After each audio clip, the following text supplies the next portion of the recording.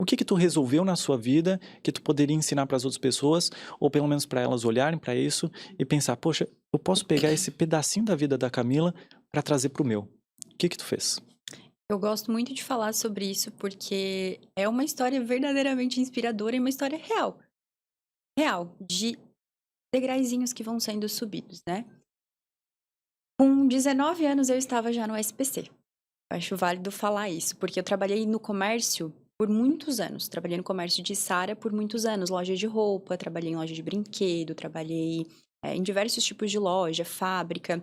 Então eu tinha um nome que elas me permitiam, as lojas, né, permitiam que eu comprasse na ficha, né. E cidade pequena tem muito isso, comprar no crediário. Então mesmo eu sendo menor de idade, com 16 anos, como eu já trabalhava no comércio e eu trabalhava em lojas bem conhecidas, as pessoas me conheciam, abriam um crediário pra mim, e eu fazia esse crediário, comprava. E eu era uma jovem, eu queria saber de andar bem vestida, trabalhava em boutique, né, lojas bem conceituadas da cidade.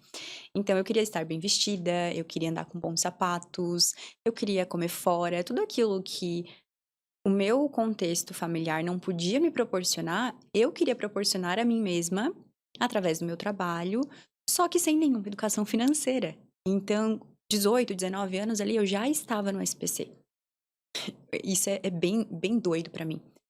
E eu lembro de ir pra faculdade, não consegui também pagar a faculdade, precisar muitas vezes de pedir ajuda, né, pra minha família, que também não tinha como ajudar. E não é que eles não queriam me ajudar, minha família era uma família pobre, como a maioria das pessoas da nossa região aqui, né. Então meu primeiro passo, assim, foi começar a trabalhar com a realidade dos fatos. Qual era a realidade?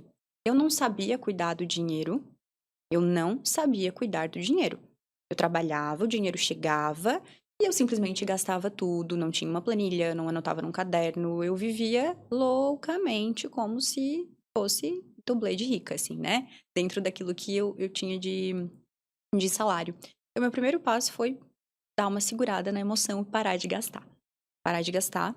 Comecei a trabalhar a minha cabeça, as minhas crenças limitantes. Eu amo falar de crenças, porque pra mim, o trabalho de crenças, que é o trabalho de mudança de mentalidade, é o que é definitivo para se mudar uma realidade. Por quê?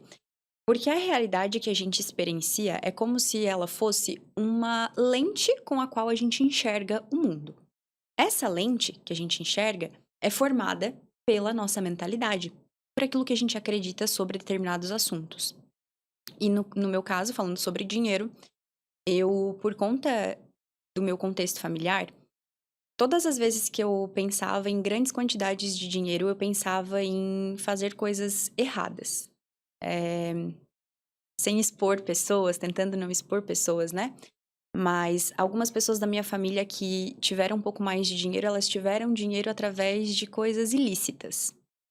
Então, eu tinha essa associação na minha mente de que, se eu fizesse muito dinheiro, seria só através de coisas ilícitas.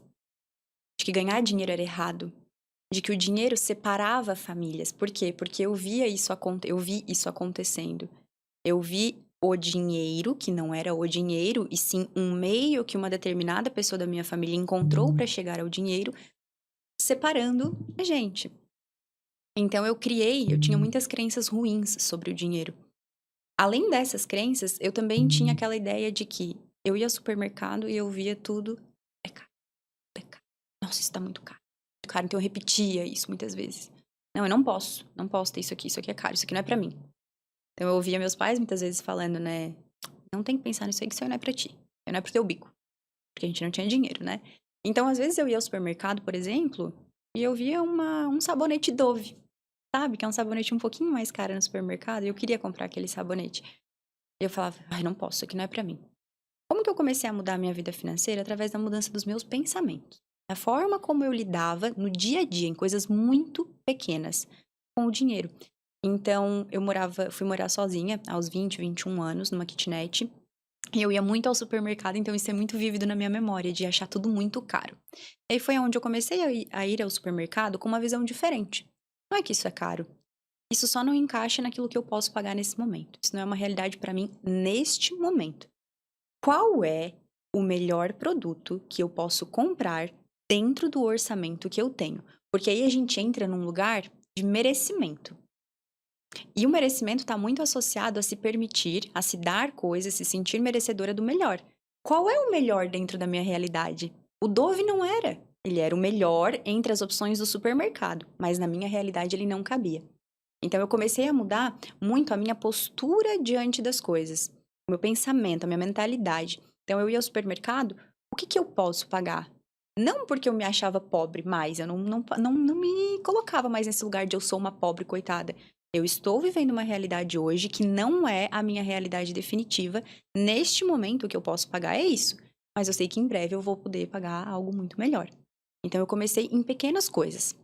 Um outro ponto que me ajudou muito e que eu vejo que o pessoal sempre fala até aqui no teu podcast, e, gente, isso aqui realmente é o que muda totalmente a vida. Agradecer. Boa. Agradecer. Eu lembro que na época, isso deve ter o quê? Eu fiz 30 anos agora, uns 10 anos atrás. Deu aquele boom da palavra gratidão. Uhum. Tava todo mundo de saco cheio da palavra gratidão. E aí eu, como uma boa jovem mística que era e que sou, lembro de pesquisar no Google assim, como ser mais grata? Aí veio lá, faça uma listinha de gratidão todos os dias e encontre 3 coisas para agradecer. Eu sempre gostei muito de escrever. E eu comecei a fazer isso. Então, todas as noites eu escrevia 3 coisas pelas quais eu era grata, coisas diferentes todos os dias. E o grande segredo disso é, eu peguei coisas que eram reais. Eu não inventava coisas para ser grata. Então, eu escrevia, né, que eu era grata pela casa que eu tinha, pela saúde dos meus gatos, pelo meu emprego que pagava as minhas contas.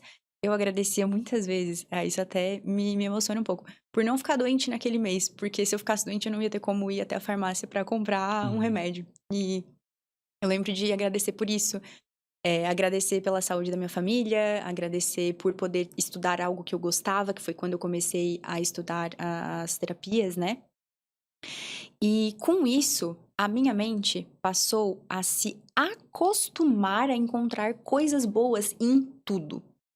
Eu que já era uma pessoa mais otimista, assim, do que o normal, eu passei a ser, assim, automático. Então eu era grata automaticamente. Quando eu acordava, o meu primeiro pensamento, na verdade, quando eu acordo, o meu primeiro pensamento automático é: que bom que eu acordei. Eu tô viva. E aí eu sempre estendo isso pra minha família, né? Porque eu amo muito os meus pais, assim, eu sou muito grata a eles por tudo e tê-los com saúde é pra mim um dos maiores motivos de ser grata, de fato. Então eu comecei a trazer a gratidão pra minha realidade. Eu agradecia pelo meu trabalho, eu agradecia pela minha vida, pela saúde dos meus. E eu percebi que isso foi me colocando num lugar de uma pessoa que estava mais sorridente, uma pessoa mais alegre, uma pessoa mais feliz. Então, mesmo quando eu estava passando por situações mais desafiadoras, eu não inventava algo para ser grata. Eu tinha coisas de fato para ser grata, sabe?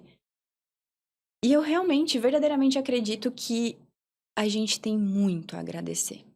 Muito a agradecer. O simples fato de estar aqui é um belíssimo motivo para agradecer, porque é uma experiência de amadurecimento espiritual muito forte, estar na Terra, estar encarnado, estar vivendo aquilo que a gente vive.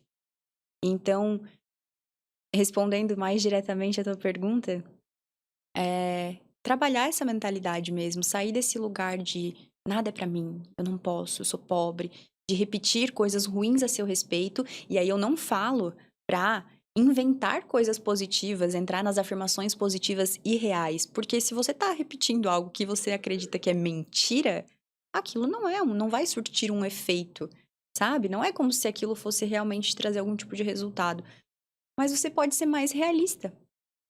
Não é que você é pobre, você só não tem a condição financeira que você gostaria de ter neste momento. A vida não é uma sentença. O seu momento atual não é o seu momento para sempre. Não é como a sua vida vai se dirigir para sempre. E o segundo ponto é indispensavelmente, encontrar coisas para agradecer todos os dias, porque tem uma lista imensa e diária de coisas diferentes pelas quais a gente pode ser grato.